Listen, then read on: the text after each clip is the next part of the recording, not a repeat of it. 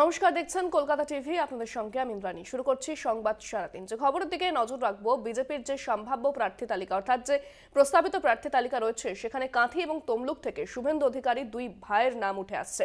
আমরা বিষয়ে বিস্তারিত কথা বলবো। নিউজরুম থেকে আমাদের সঙ্গে সরাসরি রয়েছেন আমাদের বরিষ্ঠ সাংবাদিক দেবাশিস দাশগুপ্ত। দেবাশিস দা, বারবার তৃণমূলের বিরুদ্ধে পরিবারতন্ত্রের অভিযোগ তুলেছে বিজেপি। তবে যদি আমরা এবার দেখি তাদের যে প্রস্তাবিত তালিকা রয়েছে, প্রার্থী তালিকা বিজেপি, সেখানে কাঁথি এবং তমলুক থেকে শুভেন্দু অধিকারী দুই ভাইয়ের নামে কিন্তু সামনে আসছে। তাহলে কি পূর্ব মেদিনীপুর বা বলা চলে যে কাঁথির ওই এলাকা থেকে পরিবারের বাইরে বেরোতেই পারছে না বিজেপি?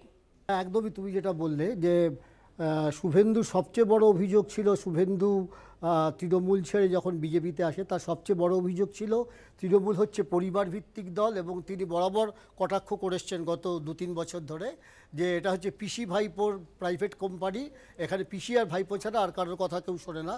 সেক্ষেত্রে যে প্রস্তাবিত প্রার্থী তালিকা কলকাতা টিভির হাতে এসেছে তাতে দেখা যাচ্ছে যে পূর্ব মেদিনীপুরে যে কাঁথি যে বিখ্যাত অধিকারী পরিবার তাদেরই প্রাধান্য দেওয়া হচ্ছে।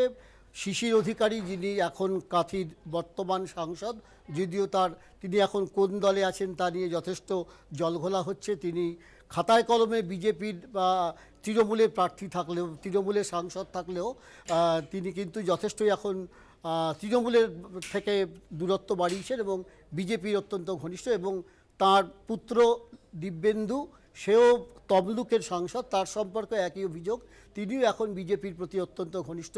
এই পরিস্থিতিতে যে তালিকা আমাদের প্রস্তাবিত প্রার্থী তালিকা হাতে এসেছে তাতে আমাদের দেখা যাচ্ছে কাঁথিতে শিশির অধিকারীর বদলে শিশির অধিকারীর এক ছেলে সৌমেন্দুর নাম, এবং তমলুকে যথারীতি দিব্যেন্দুর নাম। দিব্যেন্দু ইতিমধ্যেই তমলুকে সংসদ সদস্য আছেন। এই প্রশ্নেই যথেষ্ট জলঘোলা হচ্ছে, রাজনৈতিক মহল প্রশ্ন তুলেছে।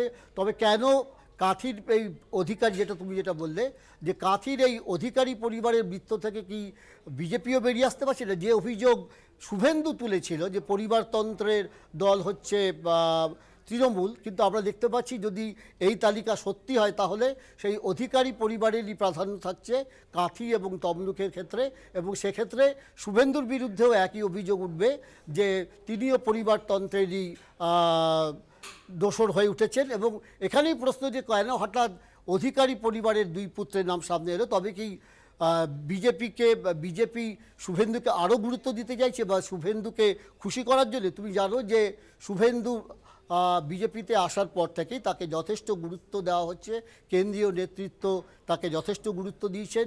তিনি মাত্র 3 বছর তার বিজেপিতে বসবাস, তার আগে যারা একদম জন্মলগ্ন থেকে বিজেপির সঙ্গে আছেন তারাও কিন্তু কেন্দ্রীয় নেতৃত্বের কাছে এতখানি গুরুত্ব পাচ্ছেন না যতখানি গুরুত্ব পাচ্ছেন শুভেন্দু। তাকে বিরোধী দলনেতা করা হয়েছে এবং তার সঙ্গে কেন্দ্রীয় নেতৃত্বে যথেষ্টই সুসম্পর্ক। এই অবস্থায় তিনি প্রায় দিল্লিতে চলে যান, যখন তখন তিনি তার অ্যাক্সেস রয়েছে অমিত শাহের দৌড় পর্যন্ত পৌঁছে যেতে। এই আবহে শুভেন্দুকে যথেষ্ট গুরুত্ব দেওয়া হচ্ছে বলেই মনে করছে রাজনৈতিক মহল। তার জন্যই এই প্রস্তাবিত প্রার্থী তালিকায় শুভেন্দুর দুই ভাইয়েরই নাম উঠে আসছে, যদিও সেটা পরবর্তীকালে চূড়ান্ত হবে কি প্রস্তাবিত তালিকা থেকে কতখানি কী হবে সেটা পরের কথা। কিন্তু শুভেন্দুকে খুশি করতেই এই পরিস্থিতি বলে মনে করছে রাজনৈতিক মহল। ইন্দ্রাণী। দেবাশিস, একদিকে শুভেন্দুকে খুশি করতেই এই তার ভাইদের নাম প্রস্তাব করা হচ্ছে, অন্যদিকে কি এটাও যে অন্য কাউকে দাঁড় করাতে পারছে না বিজেপি, কারণ সেভাবে তারা সংগঠন এখনো পর্যন্ত বানাতে পারেনি অধিকারী পরিবারের বাইরে?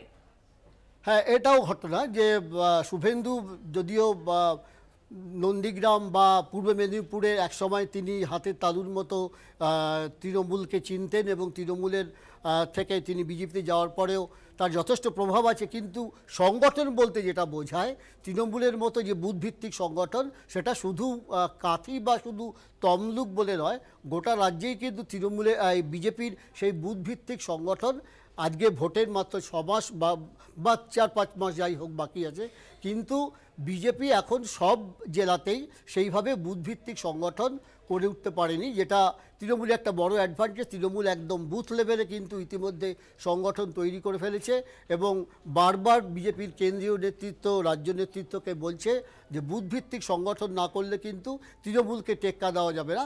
এবং কাঁথিতে কাঁথি শুধু নয়, কাঁথি তমলুক এসব এলাকায় বা পূর্ব মেদিনীপুরে বিজেপির মধ্যে যথেষ্ট গোষ্ঠীদ্বন্দ্ব আছে। শুভেন্দু সেটা নিজেও ভালো করে জানেন, তা সত্ত্বেও তিনি চেষ্টা করছেন। কিন্তু এই বুথভিত্তিক সংগঠন যদি না গড়ে তুলতে পারে তবে সেক্ষেত্রে আর শুভেন্দুর কাছে বা অধিকারী পরিবারের বাইরে বিজেপির কাছে আর কোনো অপশন নেই বলেই মনে করা হচ্ছে, যার জন্যে কাঁথি এবং তমলুকে এই দুজনের নাম প্রস্তাব করা হয়েছে। এবং সেক্ষেত্রে প্রশ্ন আসবে, তাহলে কি প্রবীণ রাজনীতিবিদ যিনি কাঁথির সম্রাট বলেও কেউ কেউ বলে থাকেন, সেই শিশির অধিকারী এবার আর রাজনীতির বৃত্তে আসছেন না? সেটা পরের কথা, কি হবে না হবে। শিশির অধিকারীর তার বয়সও হয়েছে, তিনি আদৌ দাঁড়াবেন কি না, তার বয়স যথেষ্ট, সেই বিবেচনা নিশ্চয়ই বিজেপি করবে।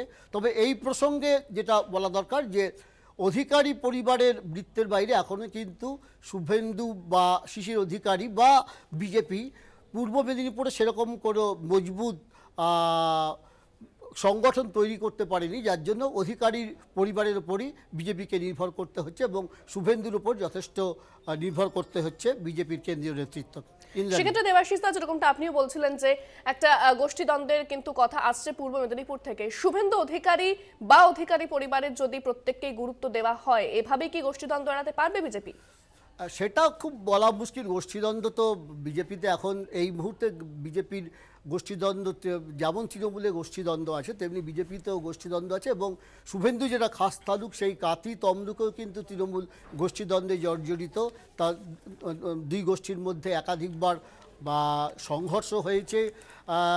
সেক্ষেত্রে এই গোষ্ঠীদ্বন্দ্ব কতটা এড়িয়ে গিয়ে বুথভিত্তিক সংগঠন তৈরি করে লোকসভা ভোটের আর মাত্র অল্প কিছুদিন বাকি আছে, এর মধ্যে সেই সব গোষ্ঠীদ্বন্দ্ব কাটিয়ে উঠে বিজেপি লোকসভার জন্য নিজেকে প্রস্তুত করতে পারবে, সেটা অবশ্যই একটা লাখ টাকার প্রশ্ন। যাই হোক, সেটার দিকে আমাদের নজর থাকবে।